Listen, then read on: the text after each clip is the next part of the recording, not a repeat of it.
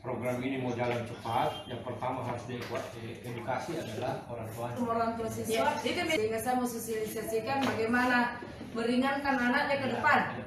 Kita mau les paper, kita mau les book, maksudnya tidak ada lagi buku. Iya. Mudah-mudahan dia dukung. Oh insya Allah, pasti. Yang penting edukasi dulu masyarakat. Kalau anaknya itu kan memang harus dengan apa yang kita siap dia suka. banget. Cuman memang kita ada larangan membawa iPad, ya kita masih harus sekolah karena belum sampai ke sana harus mengenal itu, masih banyak harus dia pelajari konsep tentang pembelajarannya di sekolah sehingga tinggalkan dulu iPad. Saya bisa cepat terrealisasi kalau ini dikelola dengan baik dan disinergikan dengan lintas SKPD terkait. Nah, itu dinas pendidikan Kakak Ocha. Ada guru saya dari KPAD yang mau pindah ke sini, itu mahir IT itu saya mau sekali dia datang. Tapi mudah-mudahan Kakak Ocha bisa di BKD dilancarkan karena sudah dites.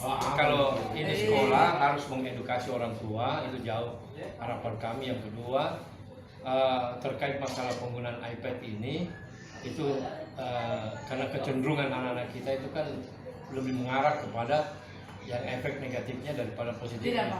Mudah-mudahan ya ini yang perlu diedukasi, itu yang pertama. Yang kedua adalah bagaimana mengajarkan anak-anak itu dengan alat yang secanggih ini yang mungkin mempercepat proses informasi kepada anak-anak kita.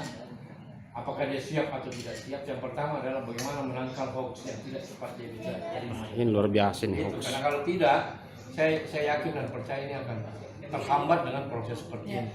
Karena anak-anak lebih cenderung informasi yang dia terima cepat dia